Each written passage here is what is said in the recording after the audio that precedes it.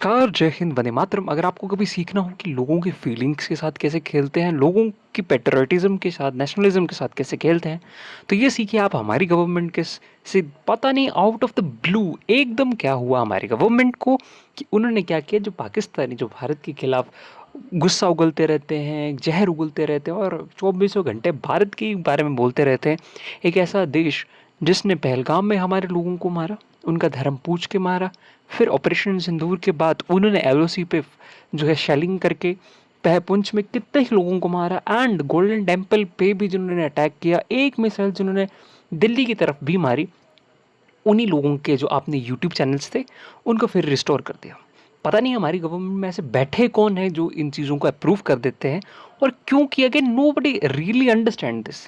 अगर आप देखोगे क्या भारत की ऑडियंस का रियल कोई फ़र्क पड़ता है इनको, तो अगर आप जाके शोएब अख्तर जैसे चैनल्स को देखोगे जिनके मिलियंस ऑफ व्यूज़ आते थे, 1.5 2 मिलियन व्यूज़ आते थे ऑपरेशन सिंदूर के समय, जब इनके चैनल्स को बैन किया गया क्योंकि भारत के खिलाफ भौंक रहे थे, तब इनके चैनल पे सिर्फ 32 से 30-40 हज़ार व्यूज़ आने लग रहे थे। लेकिन हमारी गवर्नमेंट को लगा कि भाई इनकी रोजी रोटी चल नहीं रही है, तो इनकी रोजी रोटी चलवाने के लिए उन्होंने इनके चैनल्स को अनब्लॉक कर दिया। और अगर आप ये पूछ रहे हो ना कि ये यूट्यूब चैनल्स क्यों अनब्लॉक किए गए, नोबडी रियली नोज। अगर आप देखो कि कितने ही जर्नलिस्ट हमारे भाई क्या क्या लिख रहे हैं यार, ये तो मजाक है ना लोगों की फीलिंग के साथ। आपने लोगों को बोला कि हाँ हम ना इस बार कॉस्ट इम्पोज करेंगे। कॉस्ट कौन सी कॉस्ट इम्पोज करती है आपने, क्या किया आपने ऐसा, है ना। अब मैं हाथ जोड़ के गवर्नमेंट से ये भी रिक्वेस्ट करूंगा, अब इंडस वाटर ट्रीटी को भेजो ना, फिर से मत करना, चलो छोड़ देते हैं पानी।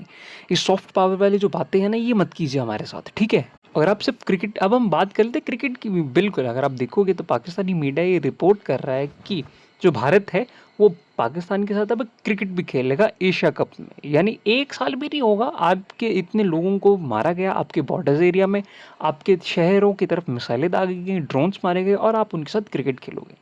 Yet these reports are not confirm. देखो, अब इस साल का जो एशिया कप है वो भारत जो है होस्ट कर रहा है। या तो पोर की टीम भाई यहाँ पे आके हमारे साथ खेलेगी, या हम किसी न्यूट्रल वेन्यू में जाके दुबई वगैरह में जाके उनके साथ खेलेंगे। बट क्यों खेलेंगे, क्या है क्या ऐसा यार, why we are so soft. 2010 का एक आर्टिकल दिखाते हैं आपको, एक न्यूज़ पेपर में छपा था, जिसमें कहा गया कि भारत एक सॉफ्ट पावर है। एक सॉफ्ट पावर में क्या होती है, एक सॉफ्ट पावर वो पावर होती है जो कभी भी अपने उनके खिलाफ जो कार्य करते हैं उनके खिलाफ कभी कड़ा एक्शन नहीं लेते। अब कोई भी कंट्री देख लो, अगर एक महान कंट्री बनी है, ग्रेट रिजीम्स आई हैं, तो वो आई हैं जिन्होंने टफ डिसीजंस लिए हैं। हम डेली लाइफ से लेके गवर्नमेंट डिसीजंस तक कभी जो है टफ डिसीजंस ले ही नहीं पाए। और ये पेपर छपा था 2010 में, तो राइट और लेफ्ट करने की तो बात ही नहीं है ना, कि कांग्रेस ने नहीं किया, बीजेपी ने नहीं किया, है ना।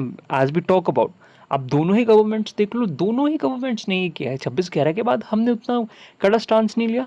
अब जो हुआ पहलगाम में, उसके बाद ऑपरेशन सिंदूर, उससे पहले surgical strike, so we thought yes we have become a good power, लेकिन still we are a soft power. I can't control my emotions, sorry for that. जय हिंद, वंदे मातरम।